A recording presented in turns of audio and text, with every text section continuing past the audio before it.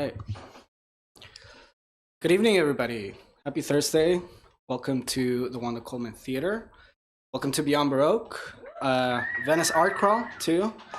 We have a crossover between the Valley 818 and Dogtown. So I think half and half are outside, inside and outside, 1 foot in, 1 foot out. But thank you all for being here tonight. I want to welcome you to tonight's program. I'll be the host and say a few words about this beautiful space. For starters, I'd like to say that Beyond Baroque is an unceded territory. We stand in solidarity with indigenous, Tongva, Tataviam, Chumash peoples who have endured colonialism and displacement. We stand against genocide and are committed to provide a space for indigenous artists and communities as they are the original stewards of this land. Beyond Baroque was founded in 1968 by Gertrude Smith, began as an experimental literary magazine, and evolved into the interdisciplinary art space it is today. This building, aside from its colonial presence, first functioned as the first Venice City Hall building, getting around 1903 up until 1978, when Beyond Baroque moved they moved out of their original storefront in Abbot Kinney, just a few blocks away, and turned this space into the interdisciplinary art house that it is. And since then, poets like Amiri Baraka, Wanda Coleman, punk rock band ex-members met here in this place, and it has been a hub for literary movements over the years. You can learn more about LA's oldest literary arts organization that is now 57 years old and has always been a space by and for artists. To keep up with our upcoming events, I encourage everyone to sign up to our newsletter. Next week, AWP will take place in Los Angeles. Beyond Baroque will be there. Catch us booth 1217. We have a new anthology out as part of our Pacific Coast Poetry Series imprint. The anthology is called Poetry Goes to the Movies, and it's edited by Suzanne Lummis.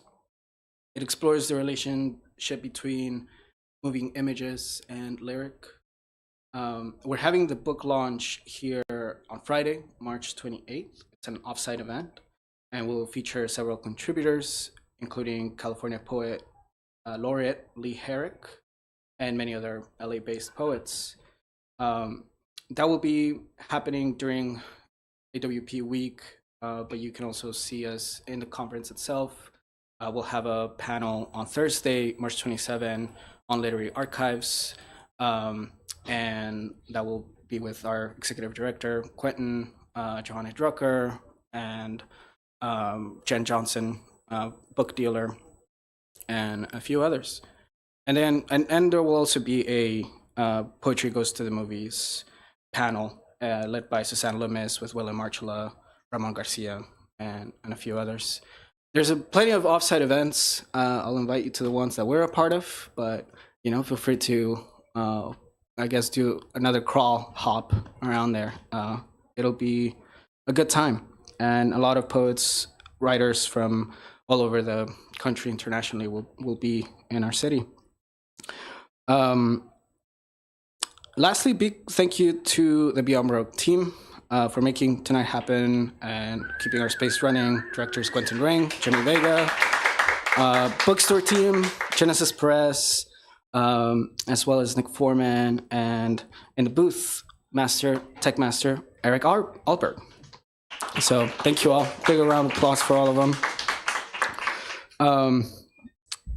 Okay, so bit of long preamble, but now we can switch to some valley scenery. So right here we have the one and only Van Nuys car shops that you'll hear about in a little bit. So we have 5 poets that will be reading and embodying what this place means to us and its many branches that it manifests itself through our words. I think we all are part of different generations that we're coming from this one source of place, but have all done our own thing. So I think you'll hear what how each poet is interpreting this place, that we call home, and that we take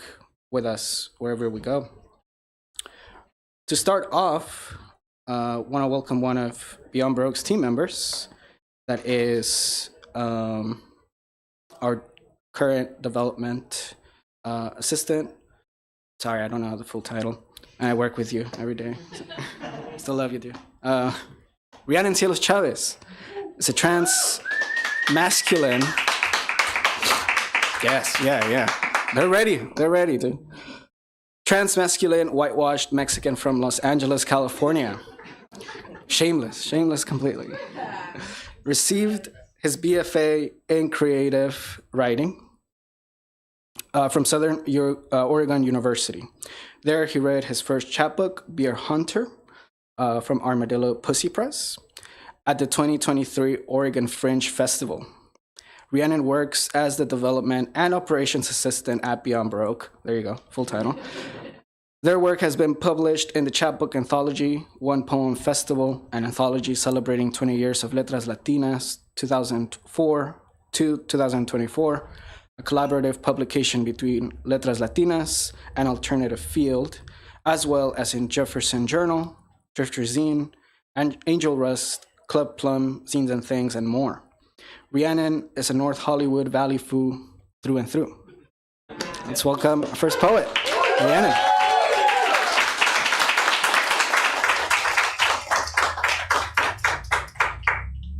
All right. Thank you, Iván. Thank all of you guys for being here. I'm super excited to be reading with the poets alongside me, a lot of whom some I'm meeting for the first time, and I've been following online, or I've been sent their books before, so it's really cool to finally be next to you guys after idolizing you for so long. But this first poem I'm going to read is called El Woozy, after Brooke Michelle Robinson. As a Mexican, El Woozy means it's very easy to be lonely. El Woozy means the only penis that will ever touch you looks like it belongs to what could be a Nazi. To use it in a sentence, El Woozy means you are not very good at bike polo or simply being a boy. As a Mexican, you know the devil is good at school. He helped you solve a quadratic function once and told you to circle C. Walt Whitman was a faggot. D. Emily Dickinson was a faggot. A. Rachel Carson was a faggot. D. Walt Whitman wanted to get fucked in the ass hard by Abraham Lincoln. As a Mexican, everything's all fear and religion, and as a Mexican, you think every Latino is Mexican. As a Mexican, you're so big and fat, you die of diabetes. B. El Woozy means God likes to hurt good people. El Woozy is your name. El Woozy is your prayers. El Woozy is your mom slapping the shit out of you with Windex. El Woozy means, as a Mexican, no one will ever see you as anything but a Mexican.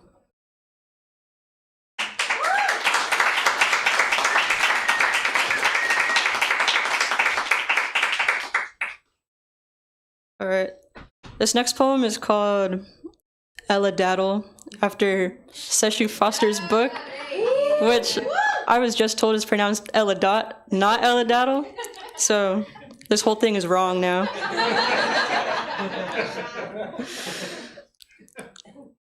A dirigible falls from the sky, playing a Chilean song no one knows. The pilot, recent skeleton, sober, shrunken, emancipated, incapable of steering. I, capable of being steered by the legs, as in a bed.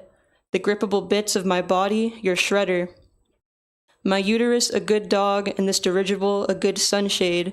DTLA wowing upwards at this Pueblo Unido, like a missile falling hard upon UCLA poli-sci majors, others who want a tuna sandwich more than anything, more than genocide. First gen son of immigrants studying English lit can't say the word pizza, and it all tastes wrong to him anyways. Nothing like quesadillas con arroz, and it's always quesadillas con arroz. Then you get something like that Mexican belly that never unbloats, later a tumor, later a death, stage 4.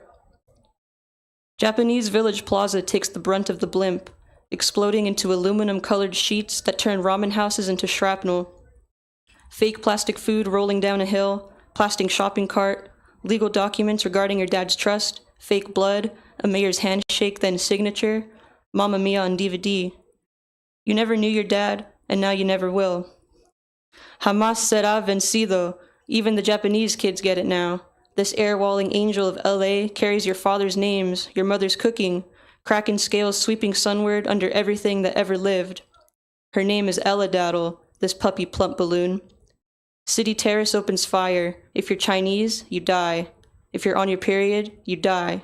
If you're 140 pounds, if you like tuna salad, if you've ever flown this blimp. Suspended above LA, carving a head-shaped hole at the top of Union Station, I think about my dad sitting next to God, coaching Catholic school football, drinking arrogant bastards, Nissan Titan named Naz 9 Goal. A brown girl with zero ass walks her bike to the gold line, looks up, and we collide. If there was ever such a girl named Ella Daddle, it would be her, and I'd fuck her to pass the time.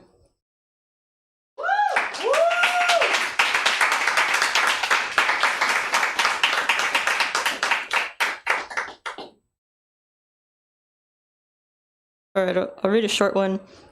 This one is called Young Sheldon is Ending. God created dogs, and God created me. God created Wendy's, and Wendy's created the biggie bag. Joe Wenderoth created fucking, and Jesus was crucified for it. When Jesus was crucified, the coyote went extinct. In textbooks, the coyote is remembered as a skinny, sick faggot. Before he died, he was mistaken for a Mexican. America created Mexicans, and Mexicans created faith.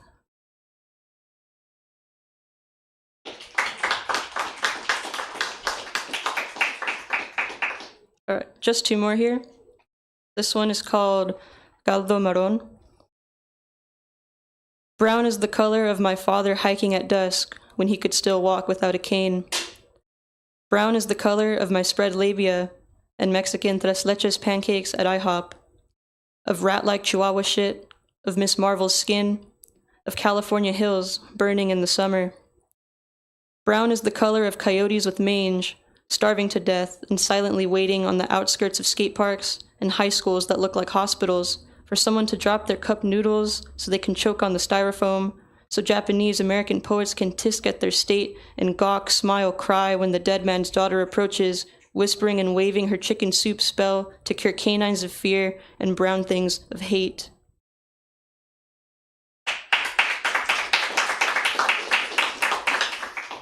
All right, here's my last one. It's a newer one. It's called On Having a Trust Fund / UCLA. It's okay to have a trust fund because your dad was a brown man, a real one, who got into UCLA of his own accord, who mastered language arts. The LA in UCLA stands for language arts. Los Angeles, less abominations, less automobiles, lots of additives. Let's all party hardy. The UC stands for chingado, which is what a cholo called you in NoHo, except he actually called you a faggot, pulled out his blade, chased you down Burbank Boulevard, and gutted you good in the ribs, bleeding out beans in the McDonald's parking lot, woozy enough to drag yourself across the asphalt, swearing and begging, I'm a real boy, I'm a real Mexican. God stuffed me full of brown and he'll sew me up again too. Unconditional recognition of your inheritance denied. The mouth isn't brown, only when full of mole, first tried in January 2025, and even then too sweet for this blood. This blood inherited your disease, a disease inherently brown and caused by being too in love with Chester Cheetah. The C stands for Colorado and Cesar Chavez. You watch him shrink over the course of April. The A is for atrophy. All this money he left, and you'll never be brown again, but at least you can afford to go to UCLA. Until cholos learn love, anyone, everyone, it's just a fucking fag. Thank you.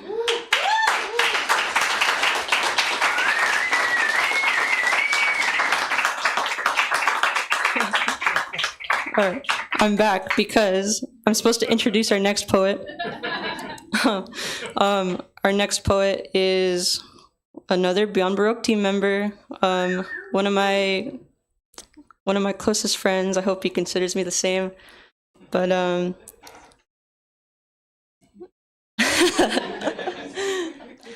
Iván Salinas is an undocumented Mexican writer and zinester based in the San Fernando Valley. He's the co-founder of Drifter Zine and Paloma Press. His writings and translations have appeared and are forthcoming in Revista Generación, the Acentos Review, Mobile Data Mag, Broken Lens Journal, and the Anna. Iván is programs manager at Beyond Baroque, the oldest literary arts center in Los Angeles. So please welcome Iván Salinas.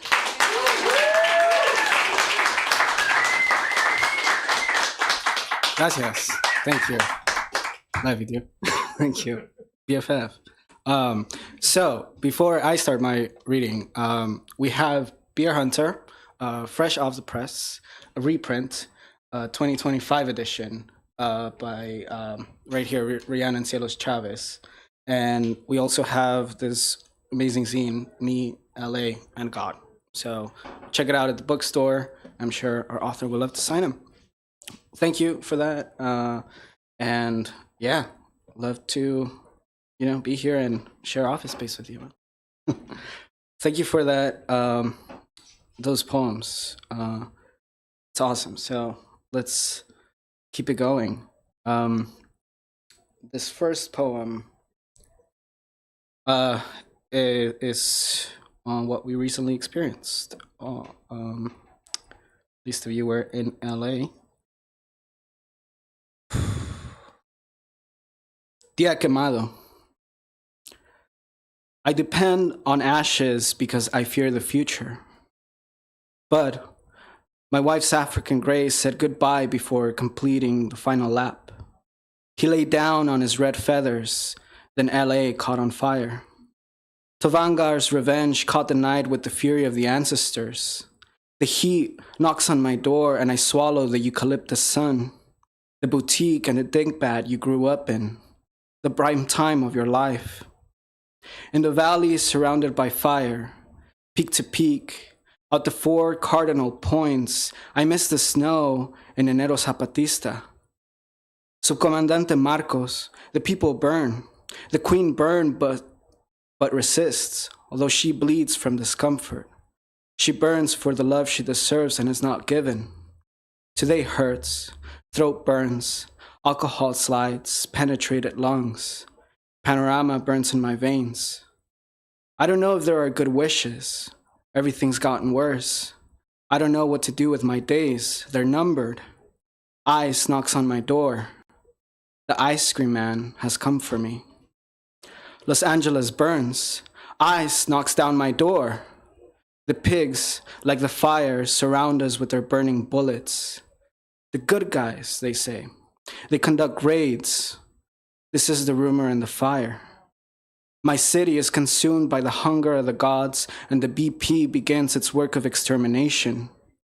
Ice in the infernal winter, from Pacoima to the 118, to Trader Joe's parking lots.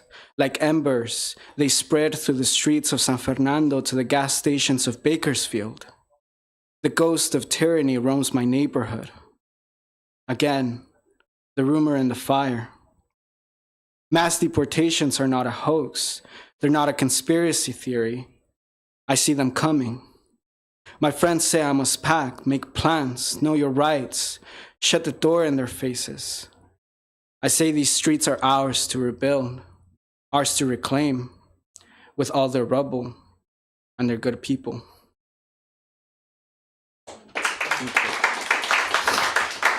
Thank you. A lot of what I do, Sickfrastic, I've been working on this cursed chapbook because it's been about a year and a half, and I'm writing new stuff for it. This is a DMB form. and it's called Statement of Facts. So taking some of that language that's in that form and kind of repurposing it for this poem. A, statement for use tax exemption. This transfer by blood or adoption, addition or removal of a family member. Nothing belongs to me. I'm not the journey.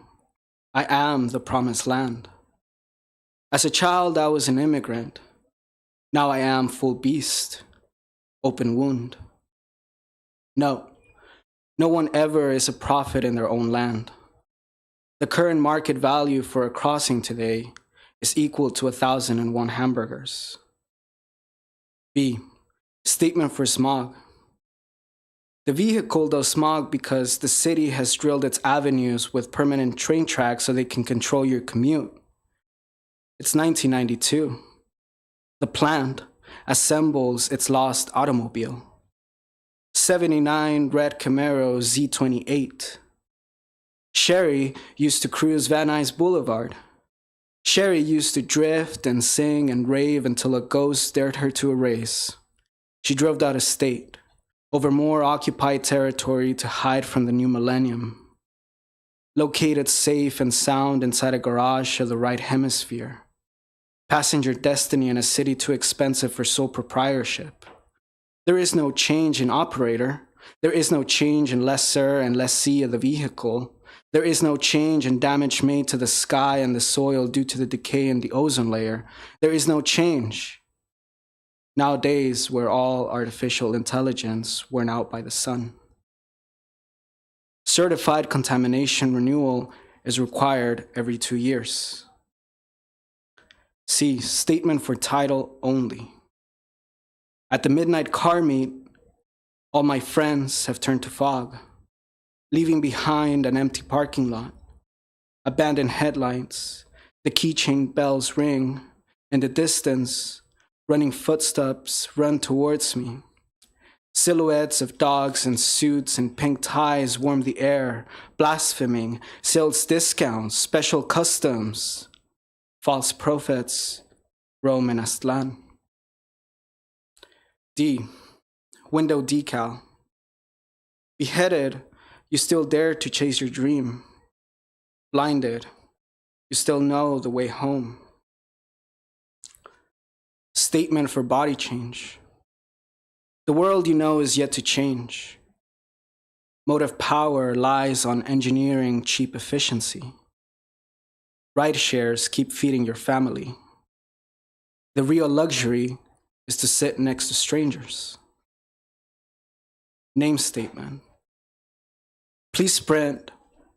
Death and I are one and the same person. My name in Gothic style Memorial Old English. My name to be misspelled on tonight's program. I, the OG undersigned state. In laminar flow through the black hair of the night, dandruff stars appear the farther I drive from the city. Sulfur fills the air. It prolongs the wear and tear of my pneumatic head. I unleash a delirium tremens in my travels. Crave O3 right to my lungs from this carbonated complex tubular chassis. The iron skeleton of the milky galaxies. Strip your vehicle. Free your mind. We make love to death out of boredom, for one day filling up the tank and fleeing to infinity as God commands us today.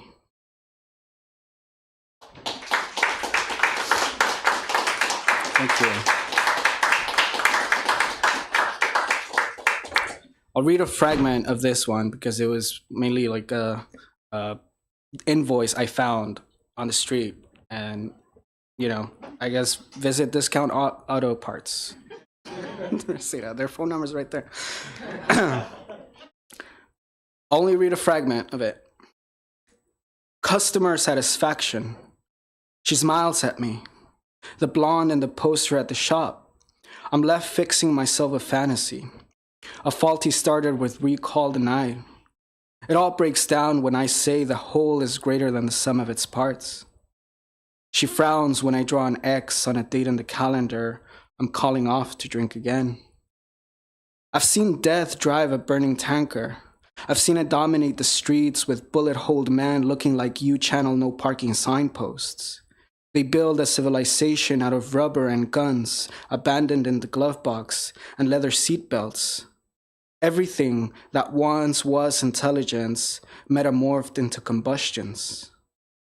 El Shaggy, aka El Canicas, he about to snort a line. It's alive. Old man craving a fix. Come on, free refill. No quote, ticking cluck. We keep America moving. Banned and defamed, one-dimensional characters that leave a part of themselves in every green field, every unload. Your belongings are in our hands. Transient signals, ceasefire, from the river to the sea, car bomb, carnation, pray the convoy makes it to the mouths resisting the dust. Man on a freeway trance, free of obsidian nightmares, fed tons of steering fluid, outlaw on the go, cruise control, steel and pavement horizon, still got many miles to go. Thank you.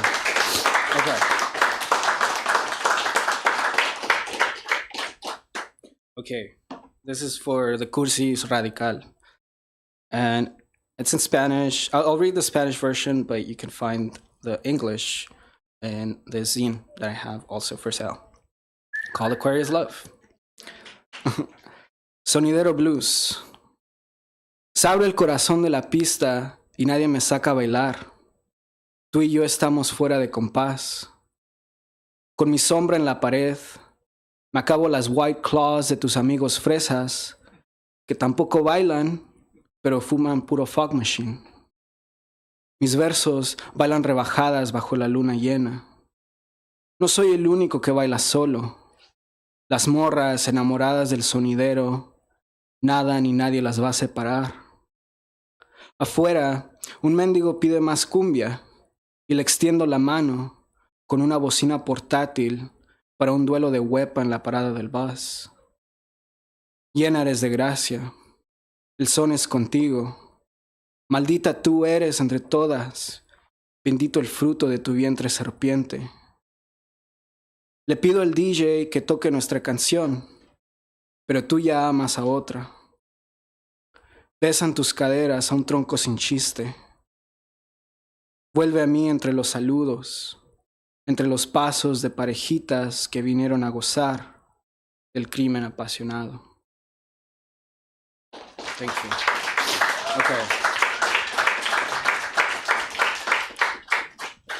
And since we're in Dogtown, I'll end with this small haiku from this cursed zine as well, 666 Haikus for Venice.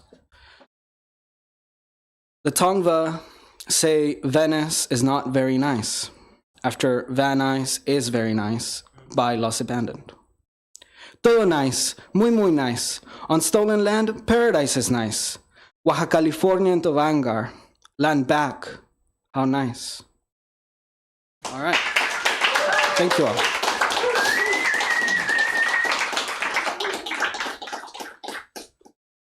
Could go on, but we wouldn't get out of here. Can't hold you hostage. Our next poet is not a Beyond Baroque team member. We're done with that. We're done with that shit. Beyond Baroque could hire the whole valley if we wanted to. Well, a lot of jobs are opening up.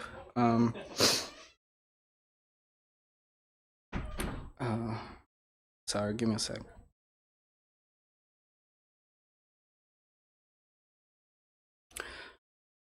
Next poet is in town for AWP, and this is amazing that we got to collaborate and meet each other a little bit.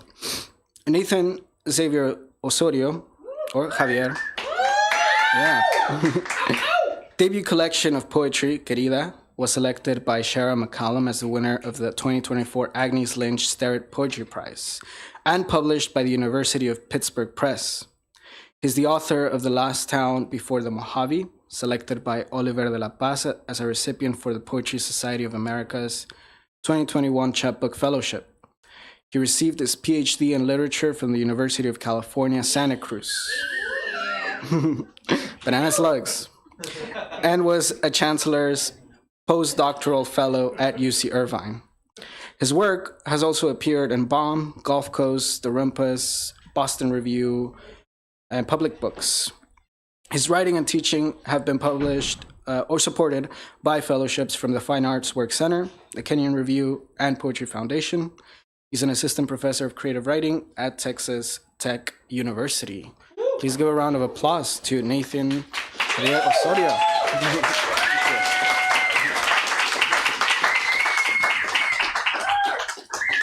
Hey everybody, so good to be here. Feel like I'm with friends, with family. It's really quite an honor to be able to celebrate the Valley, a place that is home and that I really obsess over in my writing constantly. So special thanks to Angel, Iván, Genesis, Rhiannon, Jamie, Soledad, Crystal, Mia, Christy, and the Beyond Baroque team. I'm so excited and really, frankly, just honored to be here. A place where, I've always thought about and imagined. So it's so cool to actually be here in front of y'all. So I'll be reading a poem called The Mass Death of Mountains. San Gabriel's, you're at my window hunching over and dribbling finely ground granite from your lips. I'm sitting in this rocking chair, the one I found pulled all those years ago from a clump of garbage outside the Beverly Hills McMansion I navigated to with the $2 star map. I see bulldozers tidied up in a neat row. I see their jaws shut like poppies in the Mojave at night, shuttered in fields of wildflowers you separate me from with their great horned owl foraging in flight for an anonymous herbivore and its soft bone paws incredibly pink in the celestial glow of the Milky Way that I've only seen twice. Once in a textbook with an arrow labeling an arbitrary coordinate with "you are here," and another time when I pulled over to take a piss, my gaze expanding as it slipped out over all the wisdom contained in this cosmic gash, peering into the past, more or less like my ancestor must have once done, her calf more defined than mine, and still green from the primordial pool she climbed out of, stunning and vicious. All of this interrupting my half-sober drive into Las Vegas, the spectacle of sound and color slowly puncturing the desert vacuum on approach. Do you adore me? I have loved you ever since I first set my eyes on you while barreling across the curving freeway overpass in a 1985 Chevy Astrovan. A cocker spaniel pup with Hubba Bubba matted onto his ears, whining in my lap from car sickness, mommy easing him with an oxtail bone she had intended for the family soup. It was then that I knew I had to scale your hillsides with their abandoned merry-go-rounds, their stained glass shot out by air pistols, past the apiary that I only knew by the groan vibrating from within the underbrush, until I arrived at the Atena farm that crowns your summit. From these heights, I celebrate all your vistas, the Anheuser-Busch Brewery and its forsaken amusement park, the pandemonium of parrots that escaped from the defunct sanctuary, coexisting with the native bats and murmurations, and further off, where the shimmering fringe marks the onset of the sea, the flames of an oil rig no larger than what sprouts from the Bic lighter held lit here in my palm. The Santa Ana winds tugging at it, begging for an ember, for more of that month-long destruction that changes the temperature of the earth, that still blackens the trunks of the elder trees and the concrete helipads that rest beside the missile silos hibernating in your back. How selfish I turned out to be. I only came here to ignore the machinery that reconstructs the face of your cliffs. I claim to be grateful for all of you, for your security, for the gaping horizon you put an end to, for the home I no longer have to keep warm with stove burners, but instead I rock here. My thick serape swaddling my legs as I glance idly out over your carved out peaks, and of course, dying too. Thank you. I'll read two short poems now. This one's called Overtime. I'm assured that on the Devil's Ridge, I'll understand my trek out from the valley. I'm assured that from some vistas you can still find the language in the fly's transit across the orange sun. I'm assured that soon my number will be up and that the butcher with the pink bloom on his white smock will invite me to begin to live. To undock my petite's damned ship, which rolls in the harbor, the mystique of lies gathering in a cloud of gnats over its tilted mast, swirling to cover the sun in the smoky dawn. Growl or no growl, I can't do this alone.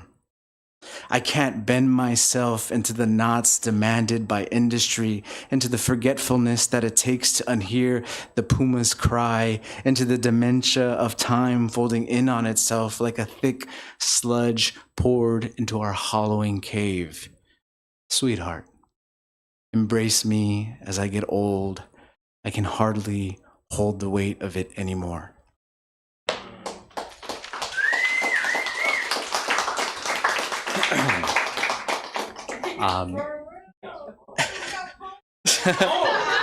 Stop. Oh my goodness.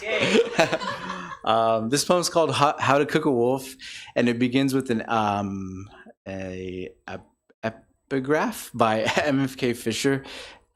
She writes, "Probably one of the most private things in the world is an egg until it is broken.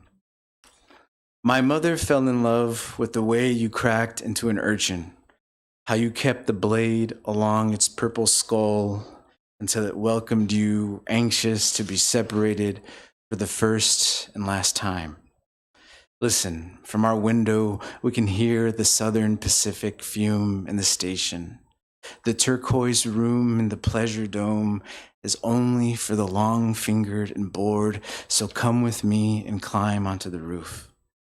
Sometimes I remember best when I put my back to the warm cinder block. Other times I have to reach my arm across your shoulder to find where you end. Darling, if you find me first on the desert road I strung together with pins of light, or in the aqueduct blooming with graffiti, this is where the sweet rot of leaves is coming from. Where the colony of urchins swarm beneath the dock, where the twirling blades of the Black Hawk lift your hair. We have been careful not to admit that we have wolves in parts of our home we no longer visit. We have been careful to ignore the infinite snarling of daytime, so come up for breath and forgive me nights you can't sleep.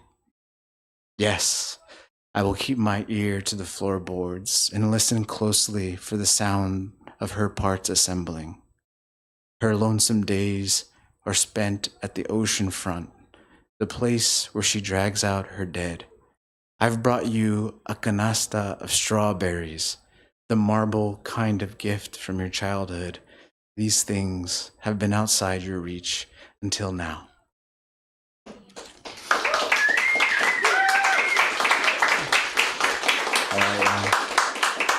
Thank you so much. This is my last poem. I appreciate you all so much. English as a second language.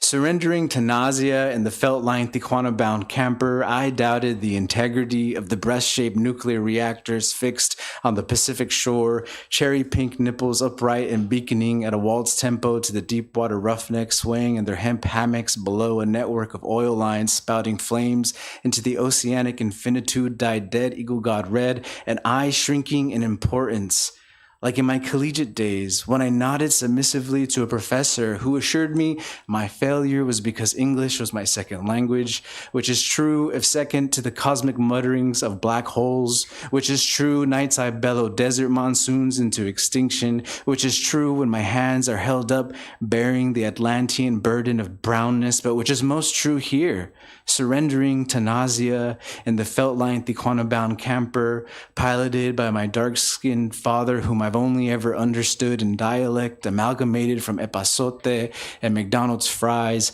gathered between the San Gabriel Mountains and Popocatepec, who continues his delicate lament of ash even when exposed by the melting glaciers that once kept his morning summit numb. I whisper to the Exxon Mobil gas station that I too can love enough to become a volcano and reach out so that my palm skates atop a gust of sea breeze and the invisible exhaust of topless convertibles, blonde hair pouring upward from their front seats and strangling the open air, uninhibited and drunken with the riches of the West, the tossed straw rippling on the hillside in unison, the mega outlet with its 24-hour security desk illuminating the alleyways of the bad neighborhood, and the hordes of day laborers spilling out into the avenues, climbing atop trucks, unsolicited, sharp-eyed, and hungry. Now I will say it. Blessed be the Virgin Mary, that I've kept this close to the southern frontier, this close to the police beat and the ticking tear gas canisters, this close to the unidentifiable pots of spices roiling in the night markets. I reach to Gloria and Zaldúa and read Borderlands till I lose sight of the swallow's nests that stipple the cliffsides and drift onto the harbor freeway, where in March 2006 the children of the frontier were in multitudes curdling traffic 1,000 strong as I sat sugar-buzzed and unobstructive in homeroom. And now my head rolls forward and I startle awake. The idle nuclear reactors pulsing longingly in the rearview mirror, the oil rig plume billowing tenderly in response, our roughnecks' night sweat cooled by the prospect of tomorrow's new depths. It baited as progress, as self-preservation that will not include me, or my pilot, or maybe even you, but whoever has and still sits in the enormous leather chair. Thank you. All right.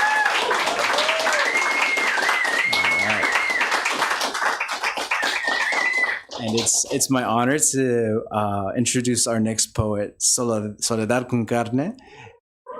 Is a casually queer, intergalactic Chicanx punk poet working for multiple high school dropout, analog zinester, co-editor of Acid Verse, poet laureate of the San Fernando Valley, and blatant smokers sharing trauma with their mother. Their debut chapbook was published with Lilac Press.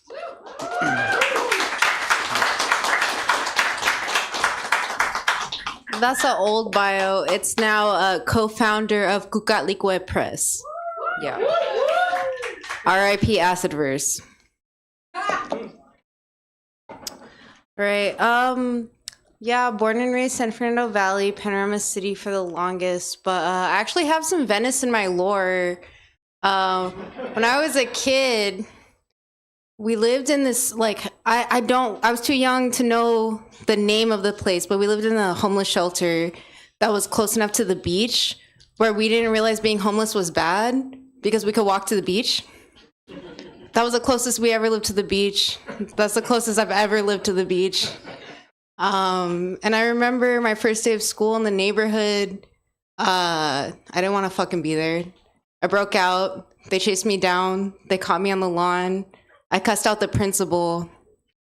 And yeah, I've always had an aversion of people telling me what the fuck to do, so. But that's my Venice history. Thank you for having me. I'm only gonna read one poem from this chap, which is published through Lilac Press. It's about the SFV. If you wanna know about the SFV, buy this chap or go there. You know, there we go. The Park on Kester. I was in the park that we played in as kids. Again, I was just there, being a weirdo again. The wind was brushing my hair. The dirt shifted and stirred up whiffs of what I guess nostalgia reeks of. marijuana out of pen caps, and paletas on Tuesday evenings. Our old neighbors didn't know what to do as they walked by and shot nervous glances at my back in passing. I wonder if you ever come back to this park where we played as kids. Do you ever come back and wonder if what we did was worth coming back to? I wonder where I am while walking by landmarks that I know as friends. I wonder where I'm walking when I stroll down these streets we played in as kids. Do you miss me sometimes? I miss me all the time. And that poem was read for context for a new poem. I just moved back to the Valley. It's been 2 weeks. Thank you. I missed y'all as well. Whoever's from LA/the Valley that's here right now. Homecoming ramble. I walked into a new house on our old street. Nostalgia offered to cut my hair and ask me the same questions like he used to. And we shared joy in noticing the new coats of paint layered over cracked murals. And with laughter in our throats, we scold abandoned places for remaining useless. The CVS on Roscoe and Van Nuys has been empty since Goyle Shalky moved out of the neighborhood. She and I used to steal red lipstick from there because we wanted to be like if Selena Quintanilla had Liberty curls and could play the upright bass. When we were kids, Goyle Shalky could get all the stray cats to follow us to school just by singing. And even back then, I knew enough about the stars to know they only blinked just to stop from staring at her beauty. When we were kids, her family lived just 2 buildings down from my mom's. And I'd call her name on the opposite side of the emerald green fence to play neighborhood adventure her and break into empty houses, always searching for a fortress of our own. Now I don't know any of the families with keys to that rusted gate. And last I heard, Goyle Shalky has 3 kids with a man who used to make a living selling marijuana before the flower became as common as the bougainvillea bush that maps every dash bus throughout the valley. And you know what? If I were half the drunk I used to be, I'd call her name outside the apartment complex she hasn't lived in for over a decade. And I would stumble across the shit-infested lawn and yell, "Goyle Shalky! You broke your promise! Goyle Shalky! You grew up to be what you swore you wouldn't be, both your mother and mine. But I grew up to be what I said I would, El Sol. And when I'm back in the neighborhood, rising from whatever couch I'm crashing on, I'm the morning star that shines throughout these streets that we played in as kids. I shine through these streets with more new neighbors and less old friends that we played with as kids. And I admit, I still miss you all the time."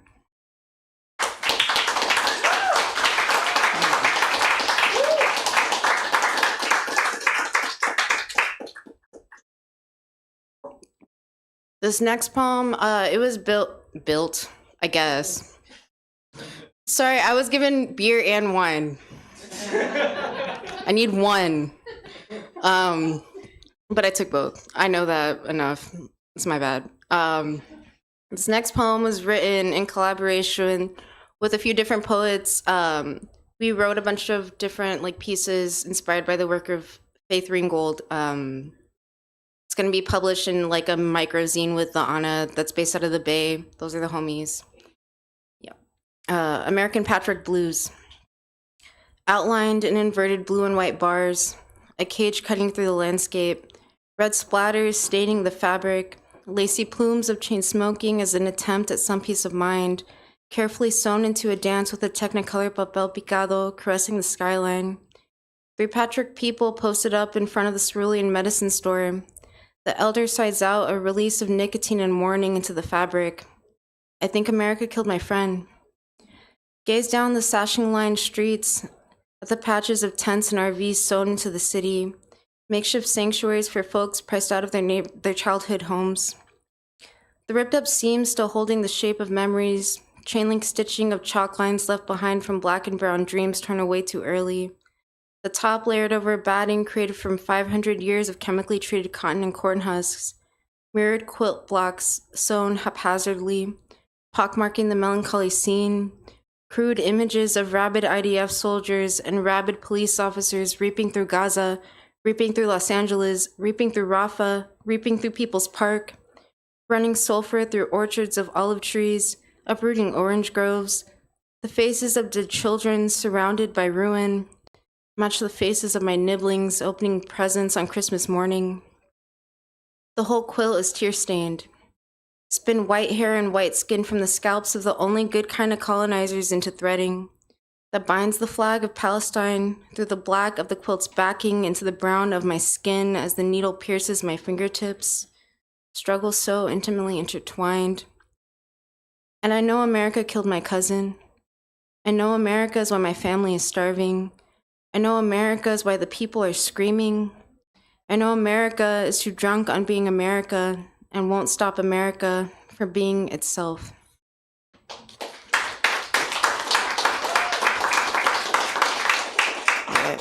This is my last poem. I'm just a California-ass foo. Okay. California heterochromia. Jaguar-spotted iris, mixing the brown and black of the earth, tenderly holds the skyline from borderline, past San Diego, past Orange and IE to Verdugo Hills onto the 5, through Grapevine and orange groves, rooted in fault lines and cow prisons and real prisons and graffitied makeshift huts, with hopes and dreams and amen and meat, leading to Fresno by the way of San Joaquin, after a bus transfer in Baco, after a timeline transition in Espiritu, through Modesto, through Hayward, through Oakland, through Sac, through Chico, and interlocking fingertips with the roots of redwoods. Pacific Ocean iris, deep and deeper blue with blues, specks of blurry surfers in different grays of seals and sharks, reflects the star's light and ancient atoms and ghetto birds mid-flight. Along coastline, through Imperial, carry gente and drown sailors, float along miles from understanding, see Oceanside, kiss Long Beach, coastal liner views, cruise by Zuma to Santa Cruz, past China Beach, up and up to Crescent City, match the curve in her hips to the moon, playing on eyelashes, saltwater teardrops drip off the edges, match the tattoos on the homegirls, posted in front of Our Lady of Perpetual Existential Transcendence. Thank you.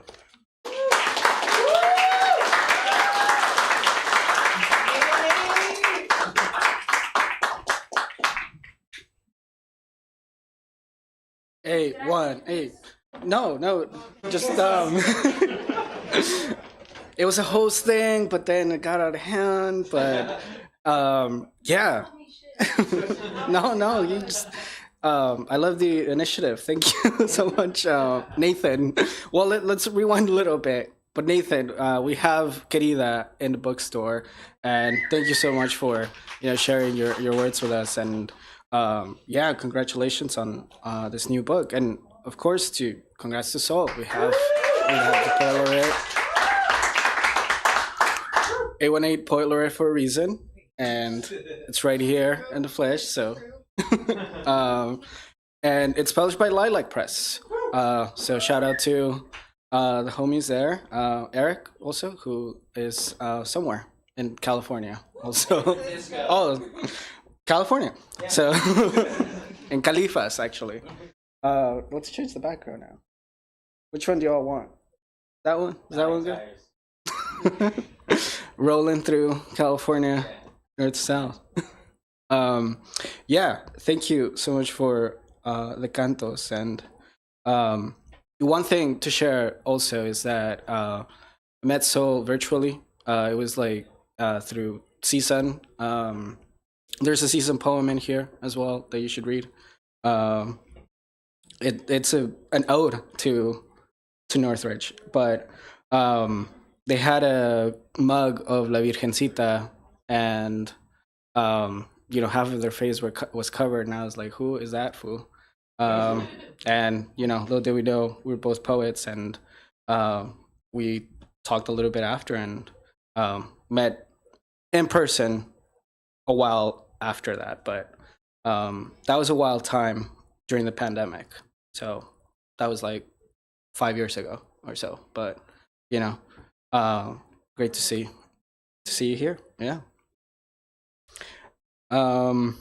Okay, our last poet of the evening is hailing from the mountains of Bonny Doon.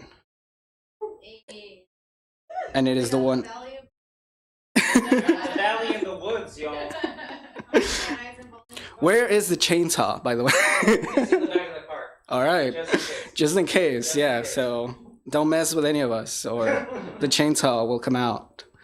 Angel Dominguez is a Latiné poet of Yucatec Maya descent, born in Hollywood and raised in Van Nuys by their immigrant family. They now live amongst the redwoods of Bonny Doon, California. They're the author of several books of poetry and prose, including Desgraciado, and most recently, the 10-year anniversary edition of their debut work, Black Lavender Milk, out from Noemi Press. They were the 2023 Poet in Residence with the Poetry Center at the University of Arizona in Tucson, the 2021 Maza Writer in Residence for San Francisco State University, and currently serves as managing editor of Lilac Press. You can find Angel's work online and in print in various publications, including Beyond Magazine, the Berkeley Poetry Review, Fence, Prolit Magazine, SFMOMA Open Space, and elsewhere. You can find Angel in the redwoods or the ocean. Round of applause for homie Angel.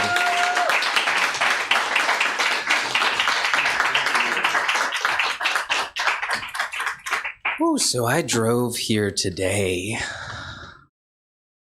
7 hours or so, and then I picked up Soledad.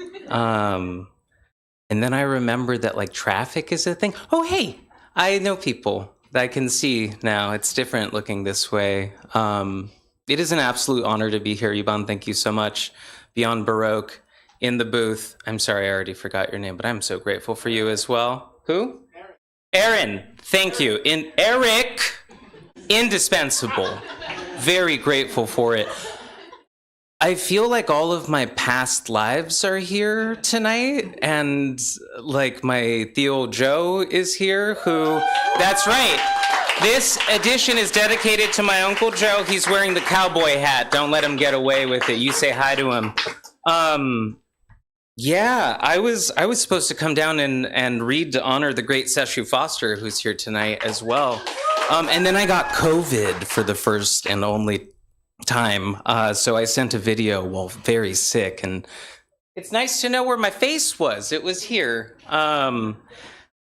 So I've been busy for the last 10 years, and I've got these books that I'm going to like be pulling from and reading from tonight. And if you follow me on social media, you may be surprised that I have a corporeal form, that I am not simply a sentient meme.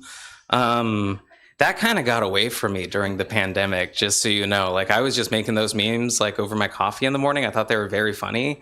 And then other people thought they were funny. And then I found out there's like maybe too many poets in the world, but that's a different thing. Like internationally, there was a period of time where like Chilean poets were like super into the memes, and it was very confusing. But so I'm going to be reading from all three books, and then I'm going to finish with a brand new poem from a new book that I've been working on for too long, that I am destroying and restarting. But this is Black Lavender Milk, and I'm so grateful to Noemi Press for agreeing to do a 10-year anniversary edition. This had been out of print for like 5 years, and then it wasn't one day. Okay. Do you want to remember your dreams? Pour a glass of water at night. Drink half the glass before bed and remember to drink the other half upon waking. The moment our deep star touches your skin and kindles you to flame, you are a magus. You are a form of water. You are a lot of language. You are blood and salt. Pour the glass of water from the sunset, from the faucet, from your dream breath. Put a palmful of water to your lips and try to remember why we sleep, why we dream, that we may pass through a portal without shape and awaken elsewhere, older and here now. Go to bed before you read this book. Carry it with you and don't read it. You're sure to remember if you follow this. You gather your sleep strung together with water cut by tongue sound. Say it with me now. How will I know when I arrive? I sigh a breath to your left and make sure you've kept a pocket full of stones and sand. The sound of ocean water weighs gravity when marked upon the body. Doubling seasons, you stretch time to fit what you remember. Meet me in the orchard or airport. And I only got so much time, so we're going to do a little sampler. And if you do follow me on social media, I know that I said I thought deeply about the set list, but I did not. I said that a lot, intentionally so, but here we are. Sometimes you drive for 6 or 7 hours. So this is Vestibule A, Appendix 1. I write the book before falling apart. I fall with the pages, I sway with the dirt, I coddle the failure until it's become a bird, until it crashes in a field, until it's become erased, until it becomes until. The sentences are creaking with the way they're holding water. The weight dispersed between the book and the body holding the book. I build a tension to let go. I forget how we approach writing and I start writing what's missing. I get lost. I tell no one. I let the book sink until it's become another form of emptiness. I am more interested in its lack. The scene erodes with a violet fragility. I soak in a bath of rose petals. The water goes from pink to dark bruise. I lose track of the continent I'm writing in. I forget the frame of the novel. The language grows wild. I give up haunting all my failures. I work them into my skin like a poem. I burn the book so many times. The manuscript exists as a form of condensation. The sky opens up and pours out a book you'll never read. I wish I could still speak it. I wish I could remember what we say. And every yesterday piles itself into a dendritic agate pose, and in repose, the novel writes itself into my sleep, and I don't have the strength to pick up the phone. I say the word sky and the window becomes a door frame. The book is dead and I'm dragging its entrails across the continent. I smash the book against my face and I weep when I can't read the words, but our longing is our legitimacy, and that's what Cecilia Becuna told me, documenting detritus from Colorado Summer Creekside performance. Several people die in the writing of this novel, or they died while this novel is being written. I lack a language to communicate. I wish I could tell you the color and breath of a flower. I wish I could explain lavender to you. I make a dark midnight from the sound of my living. I boil water I shed from stress, infinite realities blurring. In one, I am 2 centimeters to my left. Nothing comes together. Every archival component fails. I forget what I'm talking to you about. The book stops writing and dreaming feels further away. I interrupt myself with living. I have visions of bodies on beaches holding flares at sunset, but that's not important. When the book is not happening, I find time trickling in through my wrist. I resist the urge to become specific. I dreamed the novel upon landing.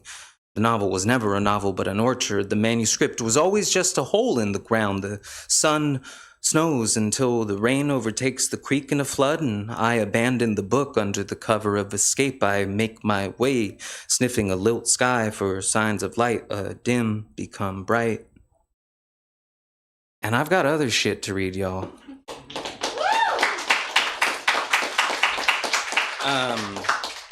And since this is a Valley reading, this is from a book I never read from. It's Rose, Sun, Water. And this is called Cenote Blossoms in Van Nuys, California.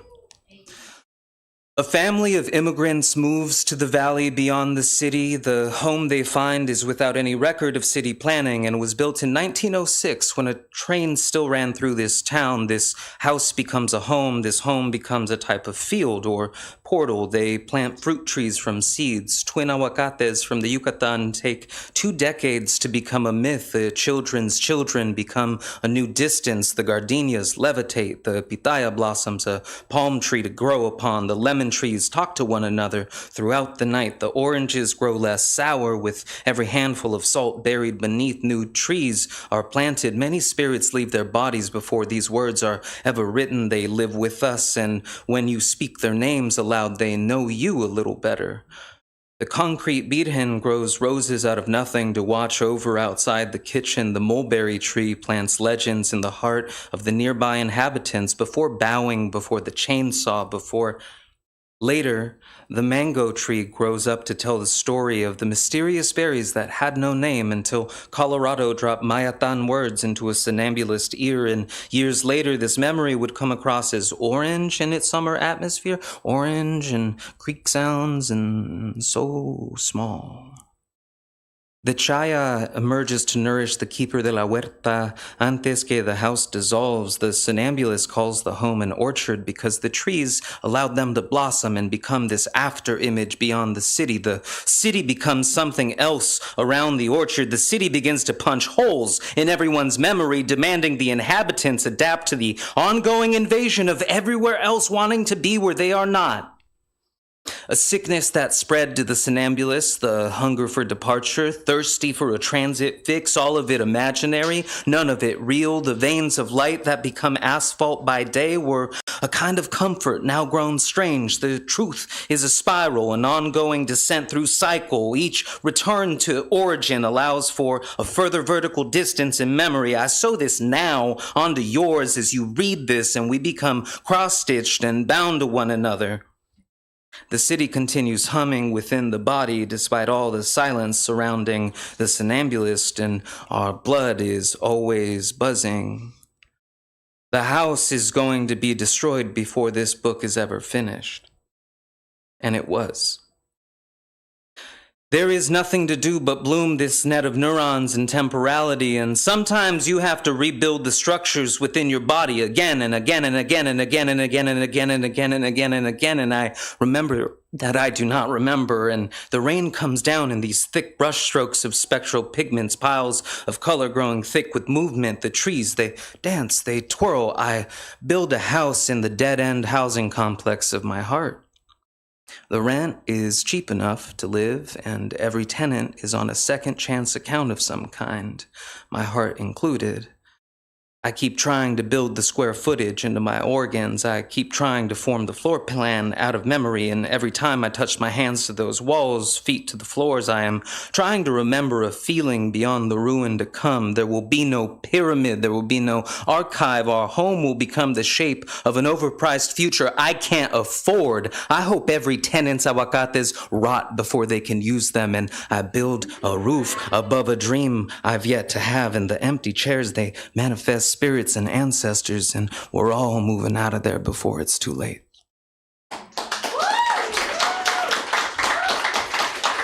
I don't know what time is, but I'm gonna read y'all a couple more. So this is from Desgraciado, which was one of the hardest things I've ever done in my life. I spent maybe too long writing love letters to my ancestral oppressor, Diego de Landa, who July 12, 1562, attempted to eradicate the Yucatec Maya language, and he failed, by the way. If you saw Black Panther 2, Wakanda Forever, they are speaking Mayatan, and I fucking wept in the theater when I heard it, because, Joe, I'm thinking of Sheesh, right? Sheesh would have lost his fucking mind, and, anyway, fuck Diego de Landa.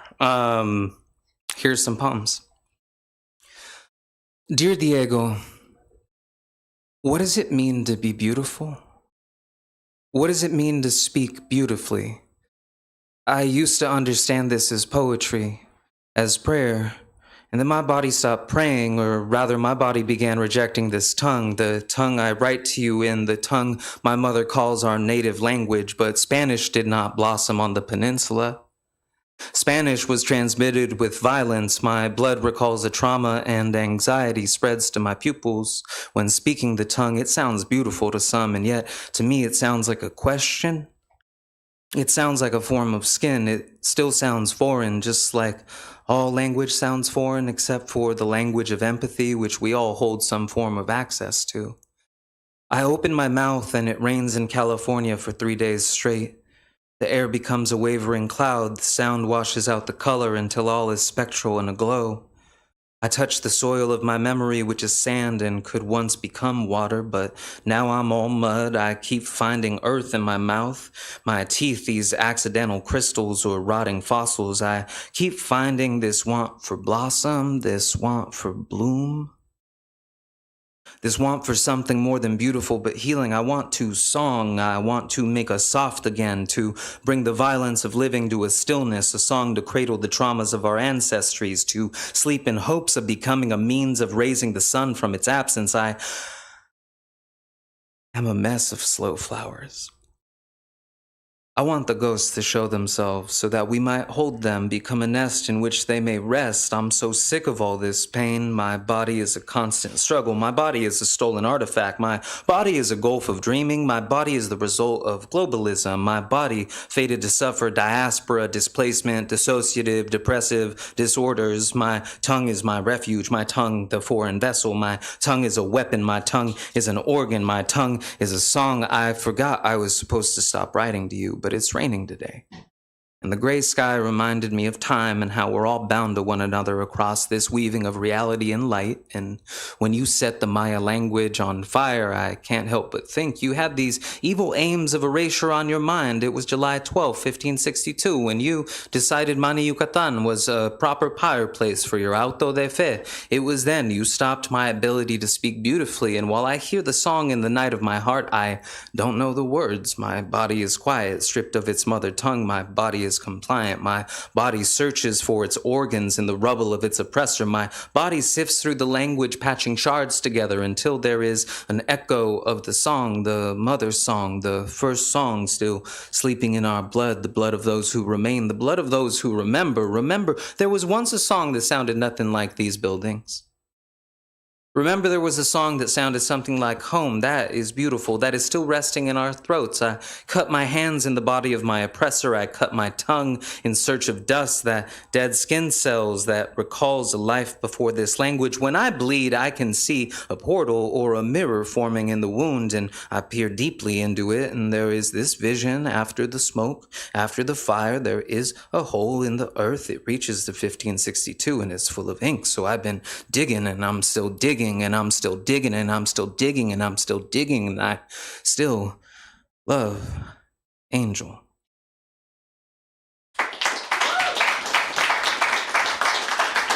Do I have time for one more? Is this okay? Great, I'm gonna do two. Sorry. Last one's all for y'all, though. Very grateful. This is a short one. Dear Diego, eventually we must all confront our masters. For there are no masters in reality. In reality, there are no superpowers. We stop scraping the sky, everything horizontal, forward moving, in that there is growth. Everyone eats. Capitalism becomes a bad dream. Everybody eventually must confront themselves, break everything down into what it actually amounts to. So who are you really when no one else is looking? What really matters most to you beyond the materiality of your reality? What would it mean if we were all free of capitalism? What would it mean if we all called in sick? What would the world be if we were actually a we? I believe we could become the weather. I believe we could exceed the language we are given. I believe we could create whole new worlds with more than just words and imagination. See, we need a little less keyboard, a little more I will fight you in the fucking street, a little more confronting the imaginary, a little more light on these dead-eyed demons, a little more wrathful compassion, as in, I will not be providing critical race and ethnic studies sermons for the willfully deaf and damned, as in, no unity with fascists, as in, I do not befriend my murderers, and if I do, may they be haunted by this rage, set free of ragged body, constantly peeling back personhood and remembering I am nothing. So this last poem is my favorite thing to do with folks, and I just gotta say, you know, like, all we have is each other, and we keep us safe, and community is a verb, and never forget that shit. And if you're involved in organizing or activism, or if you've gone to something, you know that you don't always have a beautiful mic, a beautiful person in the sound booth holding it down. Eric, right? Nailed that end, right, Eric? And sometimes all you have is yourself, and you have each other. And so there is a practice called mic check. Anybody familiar with mic check? Nah, okay, cool. Great, so with mic check, I'm gonna say mic check. I wanna hear everybody say mic check back, okay? Sound good? Mic check? Mic check. Excellent. So when we need each other, we show up for each other. And so this is a way to be able to communicate without amplified sound. And I'm really hoping y'all will help me hold down my favorite poem, personal favorite. Does that sound like something y'all can do tonight? Yeah? Yeah? Okay, great. Wake the fuck up, everybody. Thank you. All right, wonderful. So mic check? Mic check. The last billionaire The last billionaire died today. died today. No one No one could hear could hear that last breath that last breath over the sound over the sound of everyone eating. of everyone eating. Yeah, fuck Elon Musk. Thank you, everybody.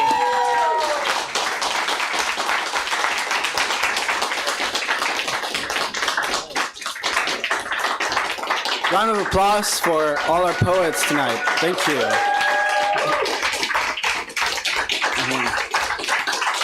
Thank you all.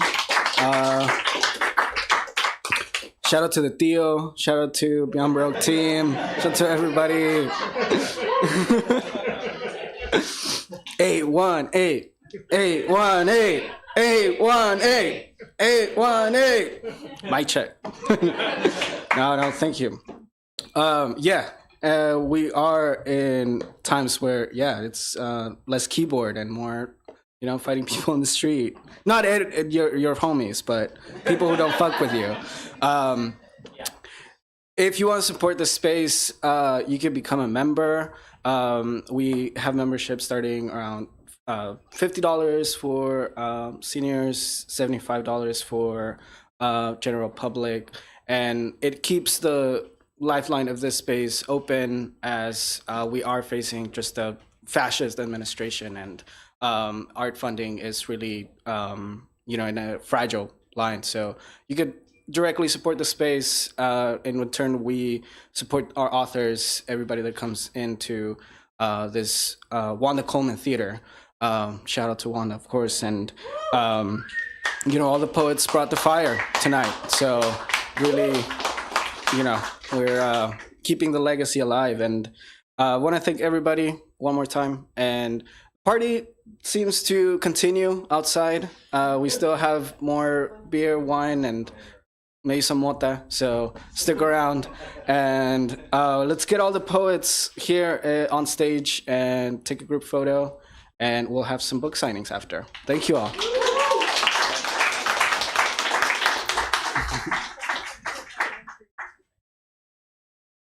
All right. Let's move this out of the way.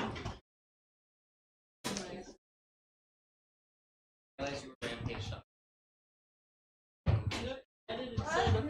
this fucking I had no idea. This fool does not say shit. We meet in person, doesn't say anything, whatever. So still. And then I'm like, So wait, still. that was that person? Yeah, no, just We say were hi. following each other for a minute. Yeah. I can't believe you didn't say something in the post. I'm just like, why didn't you tag the bitch? You could have said that. I didn't notice. A lot of people were not tagging him. I just wasn't sure because I was like Rampage Doggo, and then I also saw Jasper, and so then I was just like, I don't. Yeah, that's cute. Yeah. But is that your preferred name? Okay.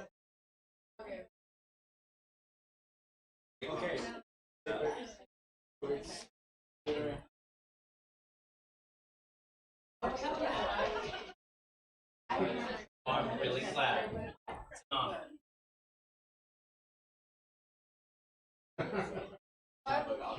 No, they